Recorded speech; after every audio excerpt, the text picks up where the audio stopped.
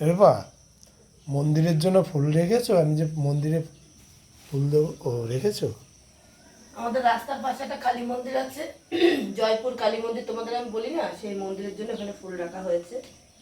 আর সকালবেলা ঘুম থেকে উঠে আমার সব কাজ কমপ্লিট, আমি এই কাজ নিয়ে বসেছি, কেননা যেহেতু অনেকগুলো করে ফুল পাই, তো ফুলগুলো একটু সুন্দর করে সাজাতে সময় লেগে যায়।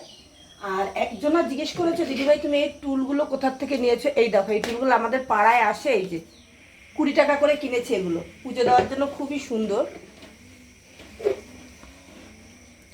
সবাইকে সকালবেলা কি বলবো, গুড মর্নিং না বলে আমি বলছি রাধে রাধে। এই যে আমার গোপাল দেখেছো বসেই রয়েছে, আর গোপালের হাতে দিয়ে দিয়েছি একটা কি ফুল দেখেছো? এটা হচ্ছে বেলি ফুল। আমার ছাদে অনেক বেলি ফুলও ফুটেছে। তো আমার তো সকালবেলা ঘুম ভেঙে সব কাজকর্ম সেরে একেবারে পুজো দেওয়া হয়ে গেছে। তোমাদের কি ঘুম ভেঙেছে এখনো, বা তোমরা উঠেছো? যদি না উঠে থাকো তাড়াতাড়ি উঠে পড়ো, সকাল কিন্তু হয়ে গেছে, অনেকটাই বেলা গড়িয়ে গেছে। সূর্য কিন্তু আমাদের মাথার উপরে। হ্যাঁ, এদিকে দোকানেও আমার খরিদ্দার চলে এসছে, চলো দোকানে মাল দিয়ে আসি। তো এই দেখো আমার সিংহাসনটা এইভাবে সাজিয়েছি। কেমন লাগলো তোমাদের অবশ্যই জানিও কমেন্টে। তো চলো, সবাইকে রাধে রাধে।